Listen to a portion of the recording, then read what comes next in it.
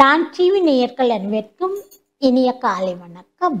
மீண்டும் ஒரு கதை வழி அறமொழியின் ஊடாக உங்களை சந்திப்பதில் மகிழ்ச்சி அடைகின்றேன். இன்று யாரையும் தவறாக எண்ணக்கூடாது என்ற தலைப்பிலே சிறு கதையொன்றை உங்களுடன் பகிர்ந்து கொள்ளலாம் என நினைக்கின்றேன். சோமர் அதிகாலையிலே தன்னுடைய வீட்டு வாசலில் இருந்து பத்திரிகையை வாசித்து கொண்டிருக்கின்றார்.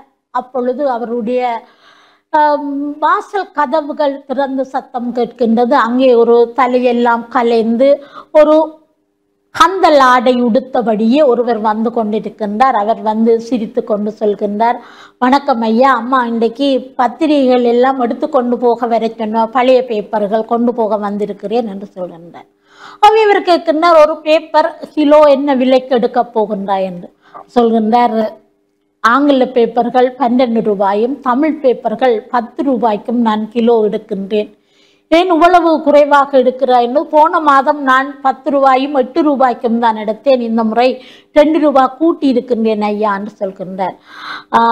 ஒரு மாதம் அந்த பேப்பருக்கு நாங்கள் எவ்வளவு காசு கட்டுறோம்னு தெரியுமோன்னு கேட்க, இல்லை ஐயா எனக்கு எங்கே தெரிய போகுது, எனக்கு அது தெரியாது என்று சொல்கின்றார்.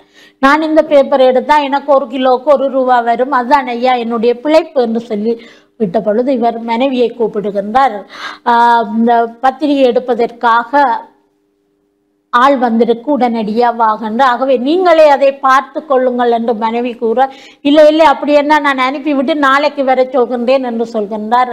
இந்த மனைவி முணுமுணுத்தபடி வந்து அந்த பத்திரிகைகளை எடுத்து கொடுக்கின்றார். அவற்றை ஒன்றொன்றாக அடுக்கி காட்டுகின்றார். அப்பொழுது அந்த வந்த முத்து சொல்கின்றார், ஐயா இதுகள் எல்லாத்தையும் கட்டி வச்சிருந்தா கொண்டு போறதுக்கு நாங்கள் நிறுத்து போட்டு கொண்டு போறதுக்கு சுகமா இருந்திருக்குமே என்று சொல்ல, ஏன் நீ கயிறு கொண்டு வந்து அதை கட்டி கொண்டு போக மாட்டியான்னு சொல்கின்றான். இருக்கு ஐயா, இந்த வண்டியில நாம் எடுத்துக்கொண்டு வாரேன் என்று, அதுக்கிடையில் எனக்கு சரியான தாகமாயிருக்கு, கொஞ்சம் தண்ணி தருவீங்களோ குடிக்கிறதுக்குன்னு கேட்க, அந்த கேட்டுக்கு பக்கத்தில் ஒரு பைப் கொண்டு இருக்கு, அதில் போய் வடிவா தண்ணி அள்ளி குடி என்று சொல்லி இவர் அவனை அந்த அனுப்பிவிடுகின்றார். அங்கே அந்த முத்து போய், அது முத்துக்கு புதிதல்ல, மற்றவர்களால் வெறுத்து கூறப்படுறது, போய் கையை கழுவி தண்ணியை குடித்து விட்டு தனது வண்டியையும் உருட்டி கொண்டு உள்ளே வருகின்றார்.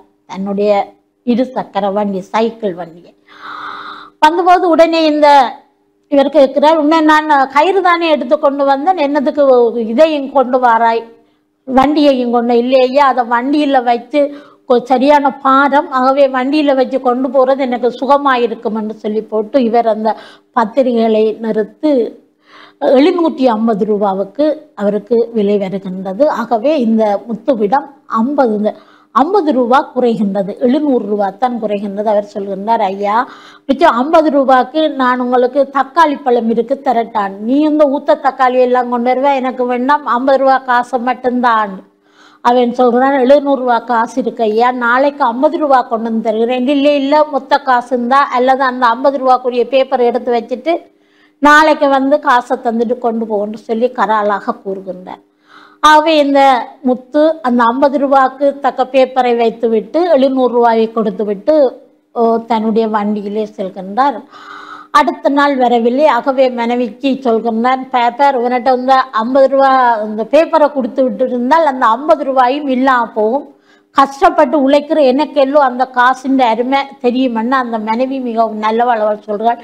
இல்லை, அந்தால் இவ்வளவோ காலமாக எங்களோட வீட்டை பழைய பேப்பர் எடுக்குது, நேர்மையானால் சிலவளை இன்றைக்கு வேறு பக்கம் போயிருக்கும், நாளைக்கு சிலவளை வரலாம் என்று சொல்லி சொல்கின்றார்.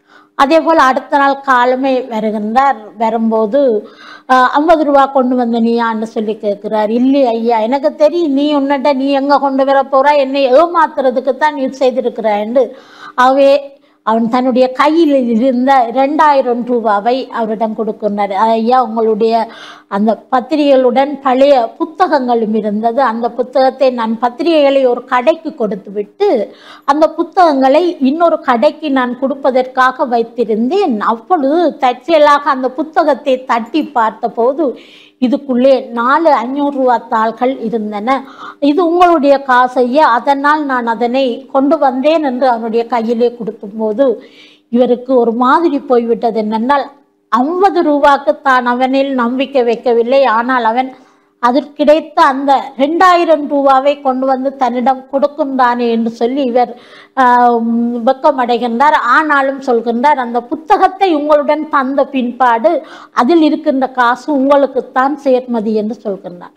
ஆனால் இல்லை ஐயா, நான் இவ்வாறு இந்த 2000 ரூபாவை இன்றைக்கு நான் எடுத்தனே என்றால் மீண்டும் எனக்கு அந்த இவ்வாறு நான் கடினமாக உழைக்காமல் சோம்பேறித்தனமாக வாழ வேண்டும் என்ற எண்ணம் தான் என்னிடம் வரும். இதை வைத்துக் கொள்ளுங்கள் என்று சொல்கின்றேன் என்று கூறிவிட்டு கூறிய போது இவர் சொல்ல, உன்னுடைய பேப்பரையாவது எடுத்து கொண்டு போவேன் என்று.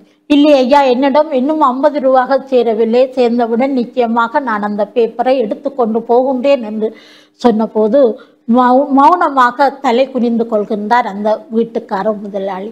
ஆம், அப்படித்தான் நாங்களும் சில பேரை நாங்கள் வசதி குறைந்தவர்கள் என்று அவர்களை நாங்கள் தவறாக இடை போடுகின்றோம். ஒரு நாளும் நாங்கள் ஆக்களை பார்த்து இடை போடக்கூடாது என்று கூறி அருமையான இந்த வாய்ப்புக்கு நன்றி கூறி விடைபெறுகிறேன்.